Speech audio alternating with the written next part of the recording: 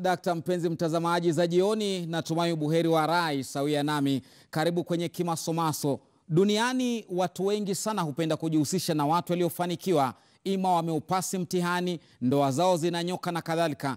Pindi maisha yako yanapokwenda kombo, watu watakutoroka. Ufeli mtihani, uachwe na mke, uachwe na mume, ufutwe kazi na kadhalika. Hakuna ambaye atatamani kujihusisha nawe.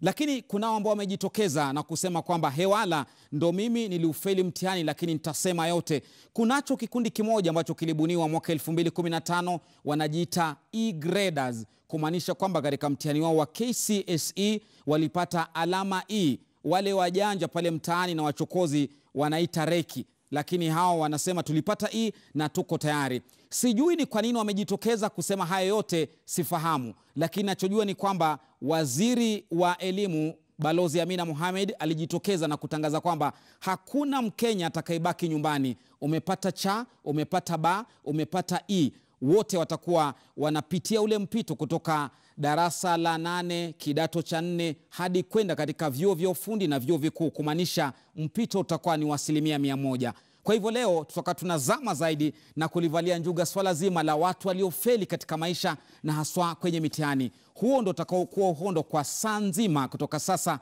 hadi mida ya saa 1. Naitwa Lofty Matambo, makinika, lakini kwanza kabisa tupate vidokezo. Watu wakiwa kwenye marathon kwa wanaanza wengi, pale kuna kuogana namba 1, namba 2, namba 3, na kuna kuogana ule alimaliza wa mwisho, na kutakuwa pia na ule mwingine ambao alianza marathon lakini alifika mahali akachoka akatoka. Ayub Simba amejitoa kwa uwanja kutangazia ulimwengu kwamba yeye alifeli mtihani wa KCSE kwa kupata alama ya E.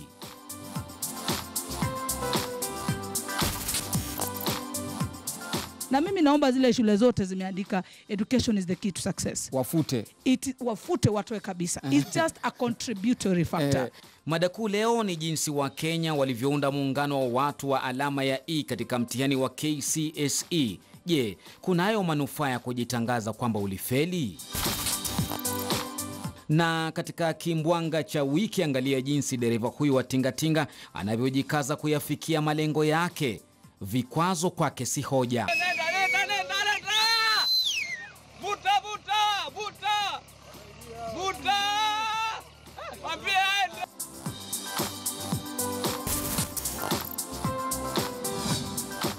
Na mtazamaji, naona nikufahamishe kabla kupata kisa jopo langu ambao tayari liko studioni, na shukran za dhati sana kwa washiriki wangu ambao wametoka katika maeneo mbalimbali kuja kushiriki Kimasomaso. Meja Gabriel Karigei ni mstaafu huyu ambaye alikuwa mwanajeshi, lakini kwa sasa ameingia katika masuala ya elimu katika shirika la Melon Educate kule Canada, na liko na matao yake hapa Kenya. Atakuwa anatuchongea masuala ya elimu. Alafu katikati pamoja naye pale ni Kadzo Ndundi ambaye ametulia tayari kuweza kutoa yake mawili matatu, ni mshauri yule. Alafu karibu nami hapa ni Babu wa Kasiaka ambaye vile vile ni mshauri na mtangazaji katika kituo cha Radio Maisha. Alafu mwisho kule anajulikana kama Ayub Simba. Huyu ndo mwenyekiti wa lile shirika na muungano wa watu ambao walipata alama E kwenye KCSE. Vile vile atakuwa anatuelezea kwa nini kujitokeza parwanja Kimasomaso kutangaza hali hiyo. Kwanza kabisa tupate kisa changu. Ayub Simba ana umri wa miaka 33. Mwaka 2011 alifanya mtihani wake vizuri tu wa KCSE kama wengine. Kwa bahati mbaya akapata alama E. Akasema mimi nitajitokeza na kuunda chama cha watu waliopata E. Ako na wenzake wako 38 kwa sasa Kenya nzima. Ako hapa kutuelezea masaibu, fedheha na faida za kujitokeza na kutangaza kwamba umefeli mtihani. Tupate kisa chake. Kwa majina naitwa Ayub Simba Njagi. Mimi kwangu nikiwa nikifikiria about E-graders, venye nilifikiria na venye tulianza, mimi nikiwa wakati wangu wa shule, hata nikiwa katika shule ya primary, naweza sema nilipata ngele bado ile tu grade ya chini, na hapo nikakuwa nimekaa nje sana katika mtaa. Opportunities zilikuwa zinakuja na kuwa sijafika form 4, so nakosa. So ndio pale ikabidi tena niweze tena rudi shule kusoma. So tena pale kurudi kufanya ile mtihani ya KCSE, still bado ile grade nilipata ni grade ya E.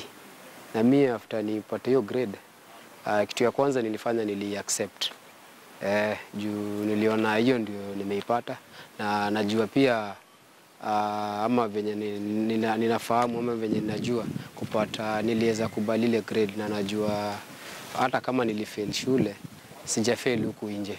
Nilitaka kufanya utafiti ama kujaribu kuangalia kama kuna wanafunzi wanapata hii grade, kama ni wengi ama ni kidogo.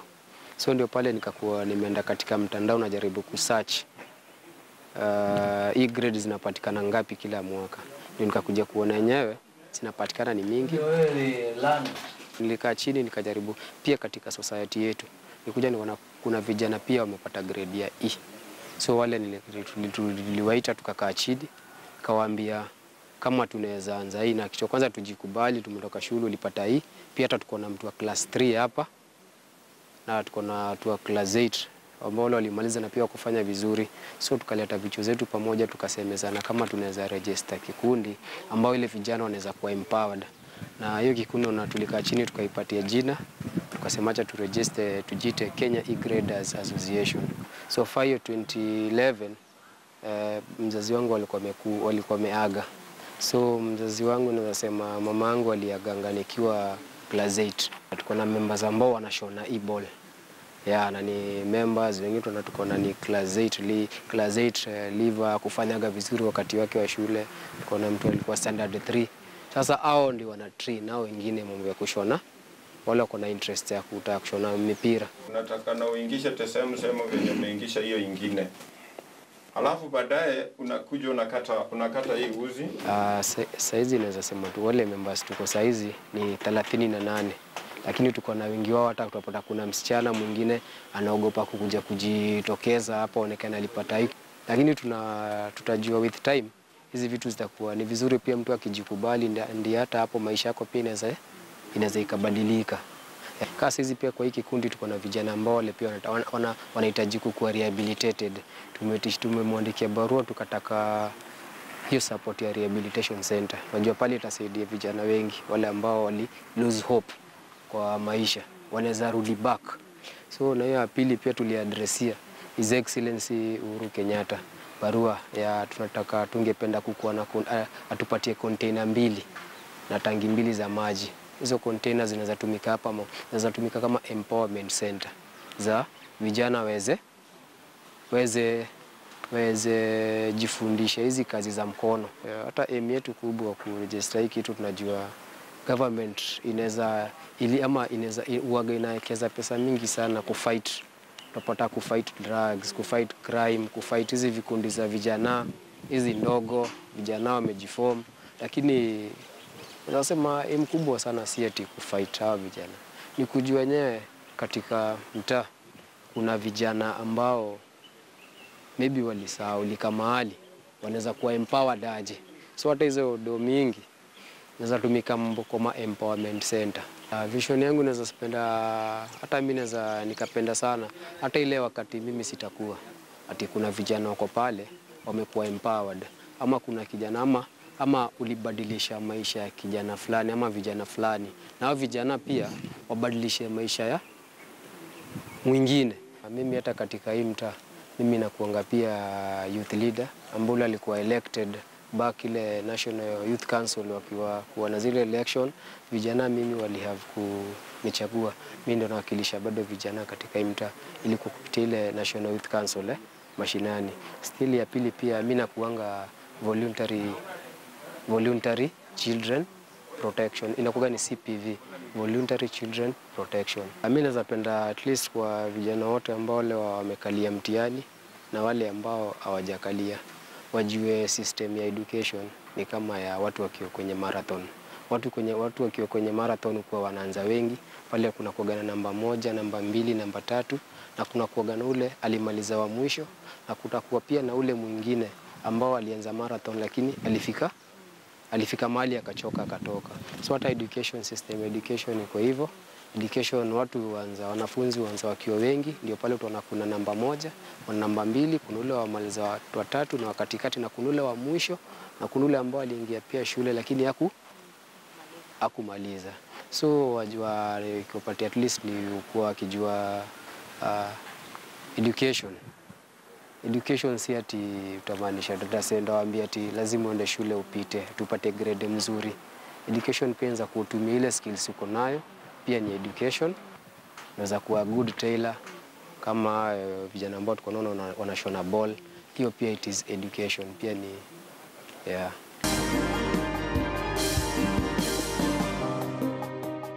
Naam, hicho ndo kisa chake Ayub. Wamekwenda kwengi, wameandika barua kwa NYS, kwake Rais Uhuru Kenyatta kama ulivyoona kwenye kisa, wakiomba watambuliwe. Moja kwa moja, Babu, kuna madhara, kuna faida kwa mtu kujitokeza kutangaza kwamba amefeli mtihanini ama katika hali zozote maishani? Sifikiri kama kuna madhara. La kwanza, nafikiri mtu yule huwa ni wazi kutaka kueleza watu kwamba nimefeli. Wajua wanasema kwamba kama umepatwa na janga ama jambo lolote kitaka tiba yake lazima ulizungumzie. Sasa sifikiri kama kule kuja kusema kwamba nimefeli ni kumaanisha kwamba tunataka msaada ama tumefeli ama kufeli si ndo mwisho wetu, waona. Sasa watu wakijitoa kimasomaso wakisema tumefeli, sisi tumefeli, na imani kwamba wana sababu. Wana sababu maalum pengine kutaka kudhibitishia watu kwamba kufeli mnakosema nyinyi si ndiko kufeli ambako sisi tumekuwa na ushuhuda nao. Nafikiria hivyo. Kwa hivyo wakati mwingine unaposhauri watu ambao wameathirika kimawazo, kimoyo, kihisia, wanasema ukitaka kupona kwa haraka lazima useme lile tatizo lile kusibu masaibu haya. Kwa hivyo hawa wanasema ili wapate kujitoa waziwazi, ili angalau watu waweze kuona kwamba huku kufeli kuna kusema kufeli pengine si ndio mwisho wa maisha, waweze kufanya kitu kingine tofauti na hivi na wakaendelea. Kwa hivyo nafikiri halina makosa lile. Kadzo, kujitangaza kwamba umefeli haswa mtihanini, najua wengi hata huwa wanaficha ile, anaweka ile kodi pale, majibu yanakuja na yaficha kidogo. Kama yako sawa anatangaza, anaita vyombo vya habari, kujeni mtoto wangu alipita, lakini kama alianguka anamficha. Huku kujitokeza kwa Ayubu na kikundi chake wakuonaje wewe? Kwanza kabisa shukran, na nataka kuwaambia hivi, siku zote kuteleza sio kuanguka. Na ukitaka kufanikiwa katika maisha, afadhali uwe mwazi. Na hili jambo katika hii mada limejileta katika mada ya waliofeli mitihani, lakini hili jambo limebeba mada nyingi sana. Ukitaka kuiangalia katika jamii ziko nyingi sana katika hizi mada ambazo zimejificha. Lakini nashukuru Mungu kwa hawa, manake walijitokeza, na tukae tukijua kila binadamu hapa duniani ana talanta yake. Unaweza kuwa wewe hukusoma vizuri lakini ukatokelezewa na talanta ukawa tajiri kushinda yule aliyesoma. Kwa hivyo mimi nasema hivi, msijidharau. Mahali ulipo simama na ushukuru Mungu kwa hapo, uanze kuanzia hapo na maisha yaendelee. Manake tukiangalia hii elimu ya sasa, mimi si kashifu, lakini vile alivyosema yule dadangu Amina, huko tuendako 2022, basi hizo ndo zitakuwa nyingi kushinda Shikilia hapo hapo. Inaonekana umefanya utafiti Kadzo, na unatabiri kwamba zitakuwa nyingi kuliko utakuwa unatuelezea zaidi kuhusiana na utabiri wako. Lakini Meja Gabriel, asante. Kujitangaza kwamba umefeli kuna madhara ama kuna faida? Kujitangaza kwamba umefeli kuna manufaa mengi, sio hata kwako wewe mwenyewe. Lazima sisi kama wanadamu tuelewe ya kwamba wakati unatoka katika tumbo la mamako, unatoka na talanta yako au talanta zako. Na sio ukija upanywe mtihani uanguke ni kusema ya kwamba zile talanta zimefilisika. Hazijaanguka. Hazijaanguka kamwe. Ungali uko nazo. Hebu tutie maana, hebu tujiulize swali moja nyeti. Nikija nipite katika huyo mtihani wangu wa kidato cha 8 au cha 4. Na wazazi wangu wafe na sina mtu yeyote akunisaidia, ni kusema ya kwamba hata mimi nimekufa katika maisha? Bado uko hai. Bado ugali uko hai. Isitoshe hivyo, hata sasa vile Amina alisema juzi, kuna wale ambao wamepata E na kuna wale ambao wamepata A. Ni kusema ya kwamba kwa sababu umeambiwa utaenda university na uko na doto lako la kwenda university, hutaenda. La, ni mpaka ujikimu wewe mwenyewe ndio utajitoa katika hiyo shida ya huko kuanguka kwako. Na tujue ya kwamba wazazi wote sio kiwango kimoja. Wazazi wote sio rocket scientist. Mamako labda hakuweza kuwa, anaweza kuwa na hiyo akili ya mama ya mwingine, na jinsi zake, DNA yake ndio utafuata. Kama yeye alikuwa mwerevu ndio utafuata hiyo.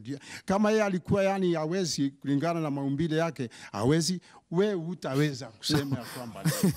Kwa hivyo zote hatuwezi tukawa rocket scientist. Unataka kutuambia Meja tulaumu wazazi wetu? Kila kitu huanzia maumbileni na mashinani. Kwa hivyo kama mzazi wangu hawezi kuwa kama mzazi wako. Shikilia hapo Meja. Kabla kuja kwako Babu, naona ulimu na kuwashawasha.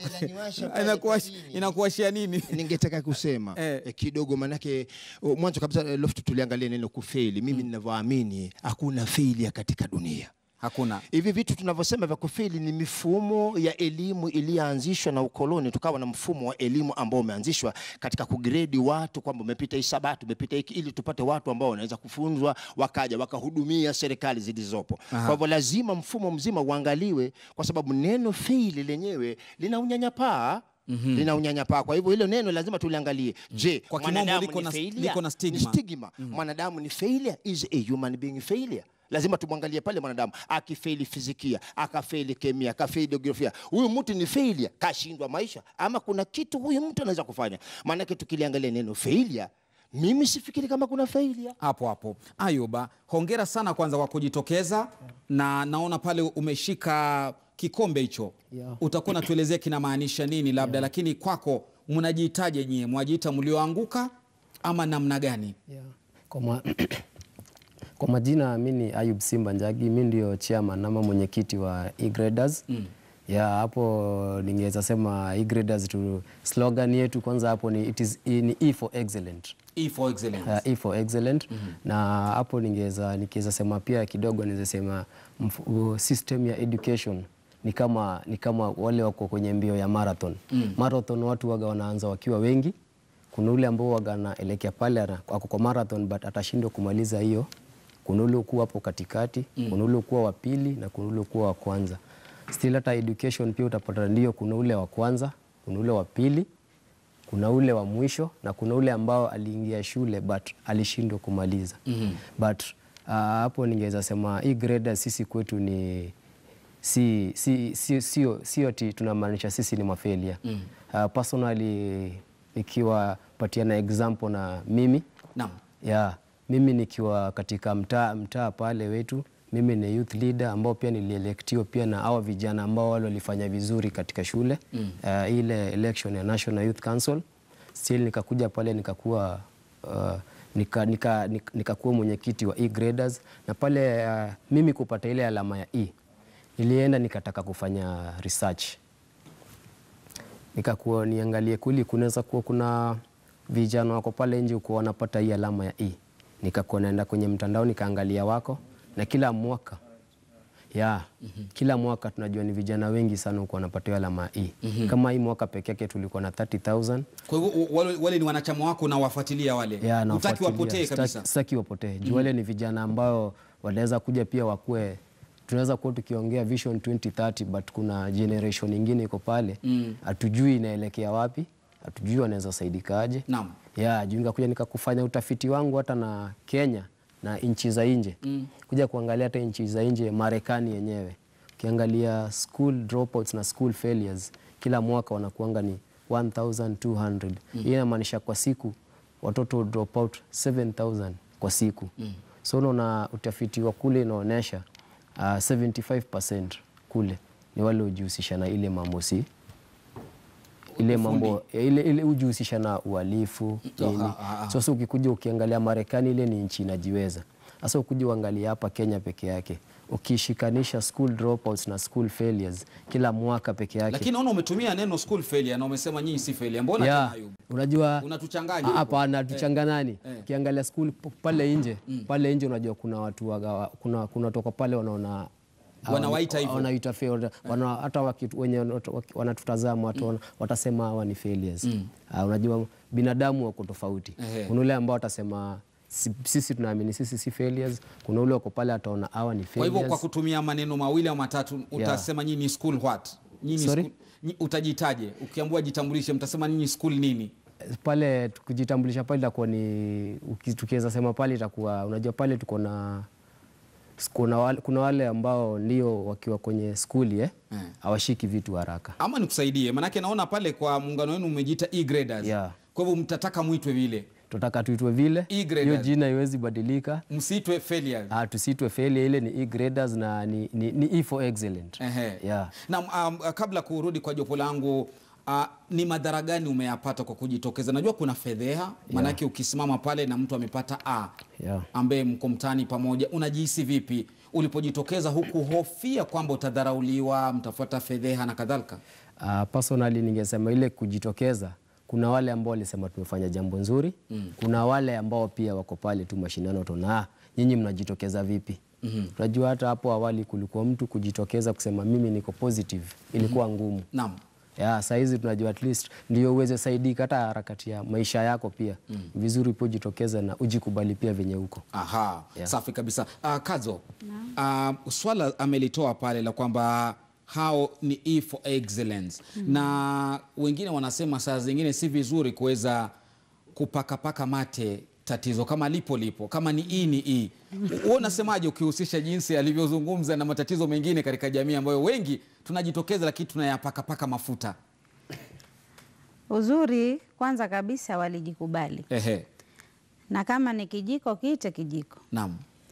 Usichukue kalamu kwa viringisha irudi B na ili hali ni E. Isimamishe vile inakaa. Naam. Na ndio maana nataka kuisema hivi, kwa hawa walio hapa wanajua hichi kisa ni cha e-graders na ni E for excellence, ndio? Lakini kwa mtazamo na wale wanaotazama TV, kuna visa vingi sana vimetokea. Ukaona kuna wengine mpaka mtu aliathirika, anakataa kujikubali, mwisho anajinyonga, ama anakosa kula vile vizuri, anakufa. Mambo ni mengi katika hii nchi yetu yanafanyika kwa kutojikubali. Na ni lazima tujikubali ndo tutakuwa sawa. Hawa walijikubali ndo na mimi nikakwambia wanaweza shikana hawa, mbali na haya wakatoa mengi zaidi. Na kama vile wenyewe wamesema wameandika barua, wameandika hata kwa rais, wakaandika mpaka kwa manuspaa. Lakini ngojeni waulize, sote tukishikilia makaratasi tukae ofisini, atakayefagia barabara nani? Tukishikilia makaratasi tukae ofisini. Swali langu tu. Manake huko kote ni binadamu anayefanya, si wanyama, si ndio? Anayeosha maiti nani? Si binadamu. Anayefagia barabara nani? Mwanadamu. Anayelinda wenda wazimu nani? Sasa mbona sote tutaka kukaa katika maofisi? Chukua kile kilicho chako na ushukuru Mungu na ombe Mungu akiendeleze. Usilazimishe kukimbia wakimbizana na gari na we mwenyewe una miguu. Mbona tulalamike sana katika hii dunia? Kama mimi saa hii ama wewe mwenzangu walalamika wasema kiatu changu chanibana, kiatu changu kimeisha soli, na yule mwenye hana miguu atalalamikaje? Kwa nini tumkufuru Mungu? Jikubalini na tuende vile tulivyo katika jamii. Jikubali, ukifutwa kazi jikubali. Kama hujajaliwa watoto jikubali. Wacheni kujibana vitu na mnakaa navyo katika roho, japo twasema ni msitu, lakini baadaye mambo huja yakaharibika. Kwa hivyo sana hawa mimi nawapa hongera. Na waendelee na watafute, kama vile mwenyewe sema anafanya utafiti waona watu kweli wamefeli. Na mimi nataka kuambia kisa kile nilichomtaja Amina, si ati kwamba ninamtaja kwa ubaya, hapana. Saa hii amekubali watoto waingie shule hata wenye na 200, 100 na yule mwanao wewe umempeleka pengine ana 300, 400. Amekuja amechanganyana na huyu wa 200 na. Hiyo grade haitaenda vizuri. Pili, saa hii watoto walikaa tokea mwezi wa 10 mpaka Januari wakarudi shule. Hivi ninavyokuambia watoto wapumzika wiki moja. Kweli. Kule kwetu mashinani mimi husema acheni huku kwa wazungu, turudini kwetu majumbani. Wale watoto waliokule kama hajenda skuli ana pikipiki ama ni mgema, huyu atasoma saa ngapi? Tena mwasema watu wengi wataenda university, huku ni kudanganyana ama kutiana imani? Ni kudanganyana ama tutiana imani Kazo. Lakini kisha lengine ni kwamba zuri sana amelisema Meja, si ndio? Akasema ya kwamba kila mzazi ana jinsi zake. Haya tuwajuaje wale waliokula jinsi zao ni hizo za matambarani? Haya, tulia hapo hapo. Naomba kidogo niwahusishe washiriki wangu kabla ya kuchukua pumziko. Swali ambalo tunauliza, je, ni vizuri kwa mtu aliyefeli kujitokeza paruanja kimasomaso ama kuna madhara. Nani akona mikrofoni? Sema jina alafu utujuze. Na mtuanze nawe. Naitwa Diana. Ni vizuri kwanza, ningependa kumpongeza Simba kwa kuwa walijikubali tena wakajitokeza kwamba walipata E na wakajita the E graders. Ningependa sana kuwashukuru. Na pia hakuna mtu failure in life. There is no failure in life. Kwa hivyo unatamani kujiunga nao? Sitamani kujiunga nao. Kwa nini? Sitamani kujiunga nao kwa kuwa nishafanya mtihani wangu na nilipata nilichopata na nashukuru. Amina. Lakini there is no failure, because ukisema wewe ni failure, si kila mtu amebarikiwa kwa masomo.